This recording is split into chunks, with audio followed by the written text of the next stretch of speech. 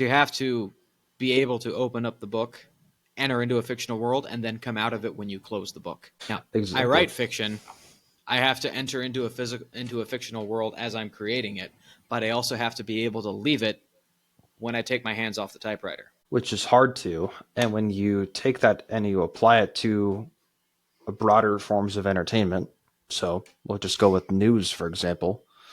Which is And you just entertainment at this point. Nobody actually watches it to get the news. well, and you just consume it over and over and over and over and over again.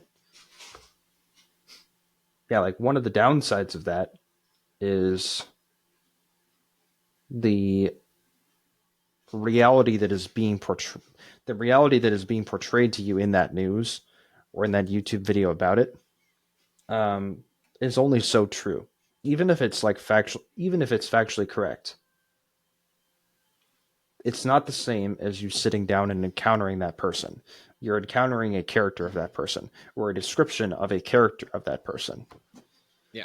We've talked about dehumanizing people before, and that's just another example of that.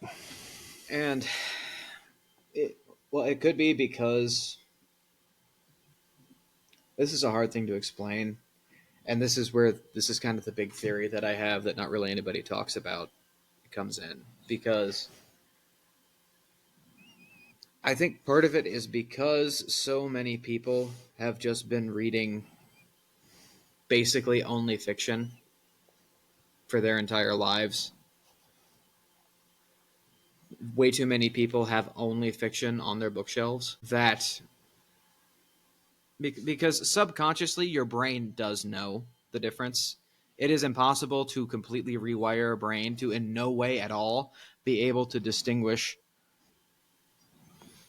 completely be unable to distinguish between what is real and what is not.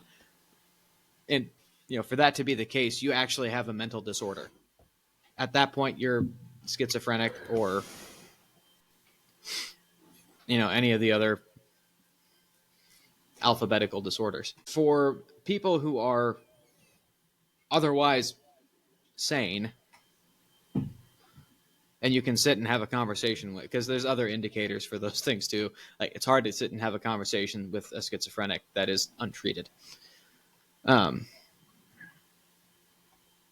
for people who are otherwise mostly sane, to be able to, when all they do is immerse themselves in fiction, well, their brain actually does know the difference between what is fiction and what is real. If all you ever do is watch TV shows, if all you ever do is watch like Game of Thrones, your brain knows that it's not real subconsciously, but you are also training your brain to accept everything that it sees as not being real. When all you ever do is watch movies and TV shows, when you spent 3 hours watching a TV show and then the news comes on, your brain is in the mode to accept fiction and acknowledge fiction. In that 45 seconds of an ad break between the TV show and the news, it's hard for you to rewire your brain to actually accept the fact that the news is supposed to be giving to you, even though most news these days isn't even fact. So let me put it this way. Okay. One of the examples that I have for this is what happened after Charlie Kirk was assassinated. And I have two ways of showing this. First, a lot of people were actually celebrating the fact that he was dead and calling for more violence and mocking people who were grieving. They were mocking his widow, mocking his children. Granted, a lot of these people live horribly disordered lives. A lot of them probably actually are bad people, but it cannot be that many that actually are. And I'd be willing to say that in a large number of cases of those people that were just actively celebrating when Charlie Kirk died, it's because their brains have been so conditioned just to receive fiction and just to consume fiction and fairy stories. Things like Game of Thrones that your brain knows isn't real. And you actively celebrate when Tywin Lannister dies because he's evil. You actively celebrate when Ramsay Bolton gets eaten by his own hounds because he's evil. But when your brain is sort of conditioned to understand, oh, this isn't real, that's not actually a real person, Mm-hmm. and then apply that thinking to somebody who is real, on top of that, everybody around you and everybody in your media space telling you that Charlie Kirk is evil, that Charlie Kirk is basically Tywin Lannister, then yes, you celebrate when he dies, because you are not seeing that. You are not seeing it unfold as an actual event of the tangible things around you that exist in the world. You're just seeing it as the story, as this fiction that is unfolding before your eyes, because your brain is now trained to think that everything that comes out of your phone is fiction. Other evidence that I have to this, it was devastating when we heard that Charlie Kirk had been shot. Particularly because if I was to make a list of conservative voices and, by order of who is the most likely to get shot, one being most likely to get shot, Charlie Kirk would definitely not have been in the top 5 of that list. Yeah, that's understandable. He might have been in the top 10, but definitely not in the top 5, and certainly not in the top 3. Absolutely not the number 1. But he is the first one to get shot and killed. So when it happened, I was devastated. My wife and I were both devastated. We mourned, we prayed for him and for his family. But then, after all the media coverage and everything, and after they caught Tyler Robinson, and after all that happened, then my YouTube feed starts being filled with Charlie Kirk videos of him sitting and talking. And then I remember in the back of my head, there's just this little tingling of, well, is he actually dead? Did that actually happen? Because when you go back and watch recordings of people who are dead,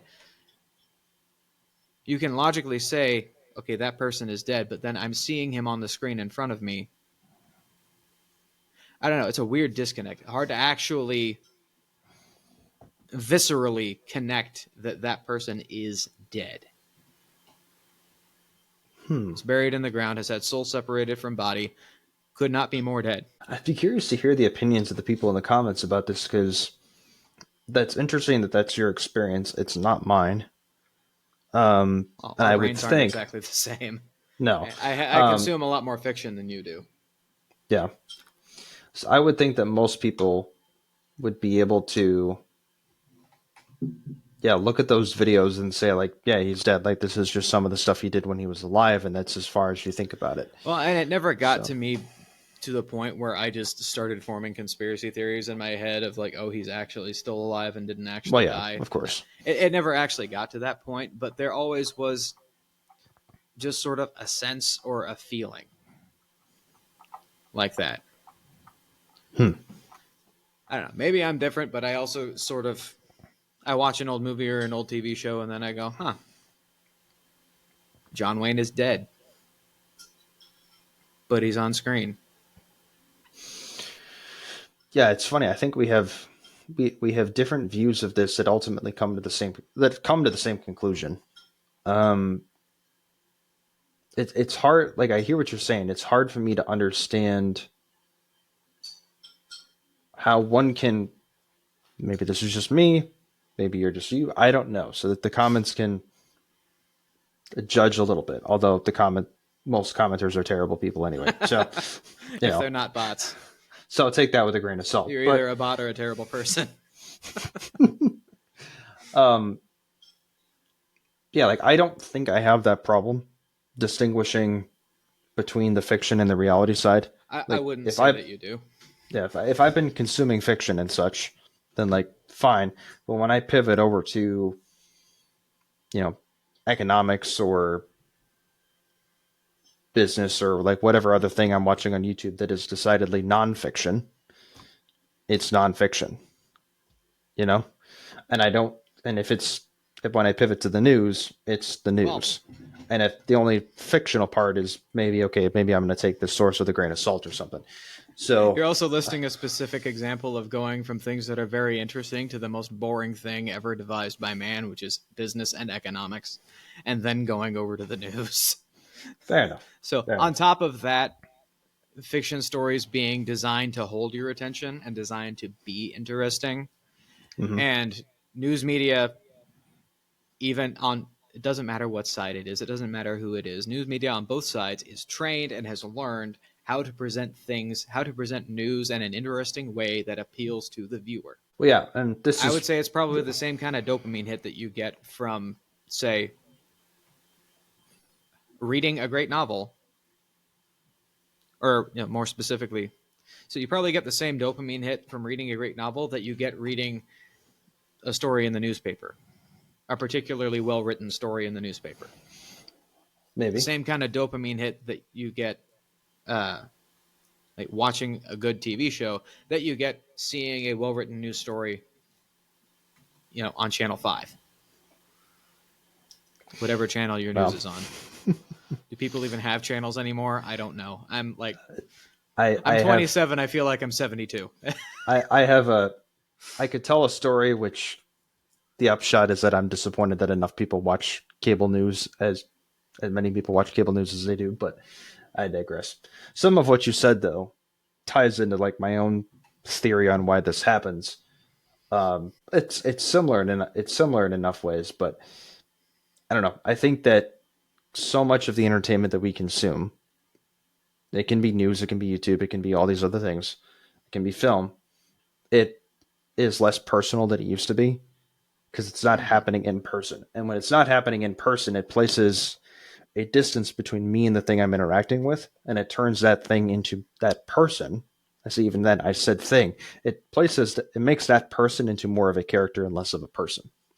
So, case in Right. point, when a soldier goes to war, they might be doing an honorable and noble thing, but there's a human cost to killing somebody.